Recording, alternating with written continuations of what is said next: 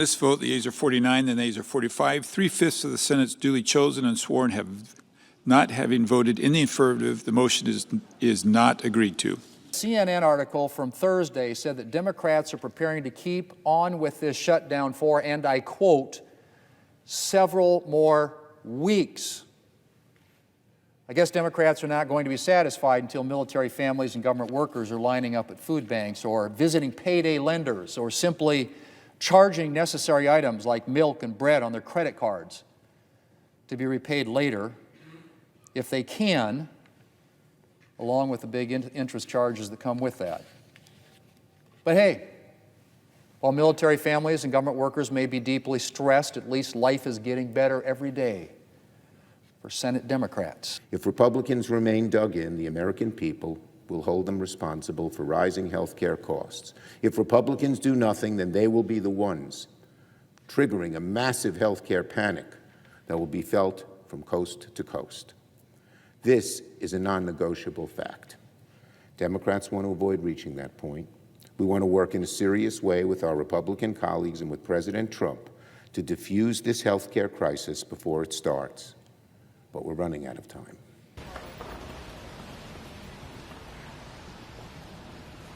I'm an air traffic controller here. Do you want to help aviation safety by ending the shutdown?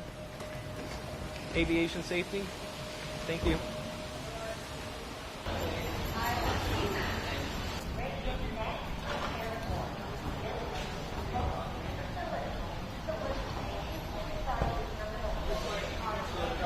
Air traffic control is inherently a stressful job. It's one in which it requires intense focus every day. We have to be 100% right 100% of the time.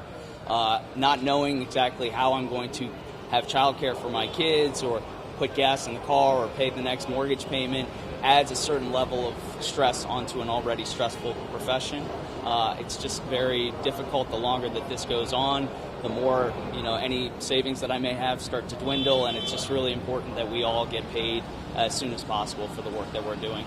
Today marks the first day that air traffic controllers have a completely different focus today. Their first loss of pay. Air traffic controllers are out moving over 45,000 flights today. 3 million passengers, tons of cargo that keeps America moving. And their focus is now on when they'll receive pay again. We ask these controllers to do heroic efforts. They're unsung heroes. And yet every single day that they show up to work now, they don't know when they'll get paid again until the shutdown's over. And so many can say, well, you'll get paid eventually. Well, that doesn't pay the bills today. They can't plan for it, and this introduces a new risk to aviation. Air traffic controllers are supposed to mitigate risk. Air traffic controllers ensure that risk is out of the system so that those who fly and those who we serve, that they are safe. So with that being said, we're calling on the elected officials to end this shutdown. Air traffic controllers are not responsible for starting a shutdown, and we're not responsible for ending shutdowns. Only our elected officials are, and our elected officials need to end the shutdown today. It's hard to believe that those that keep us safe and secure, whether it's the air traffic controllers, the TSA agents of security, the safety inspectors, these folks are working without a paycheck, and they're expected to keep us safe and secure every day in the traveling and shipping public. This is crazy. Before the shutdown, air traffic controller shortages drove about 5% of all flight delays. Now air traffic control staffing issues account for 53% of all delays. In other words, the shutdown's having an impact. It's having an impact on flights, on cancellations, on delays, and on families, and of course, people doing business. It's affecting our economy. Across the country, because of the shutdown, staffing has been getting worse, creating more delays for travelers. Last week, 12 FAA facilities were understaffed in America, including airports in Texas, Pennsylvania, Tennessee, Florida, New York, and right here in Newark. Nearly 40,000 flights were delayed across our country last week alone. The background context here is this is a core group of workers who've been complaining about staffing shortages, long hours, and stressful conditions for years. And now you're adding to that mix the uncertainty regarding when their next paycheck is going to come. And so their incentive to show up to work each and every day, already frustrated and aggrieved, on top of the fact that now they don't know when their next paycheck is going to come, not to mention the fact that the president floated the idea of maybe not offering back pay.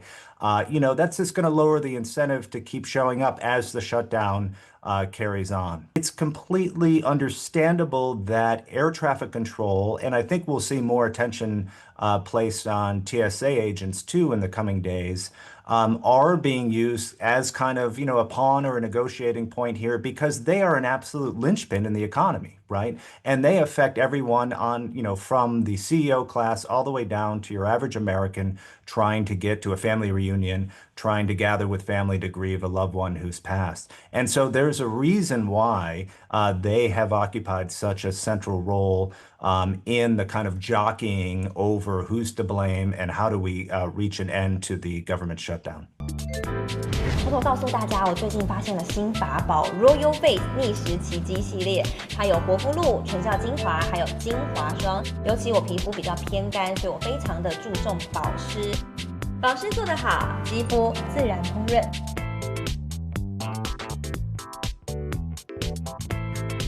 提亮肤色更年轻，抚平皱纹超有感，而且气色变好。用心保养，每天都更美一点。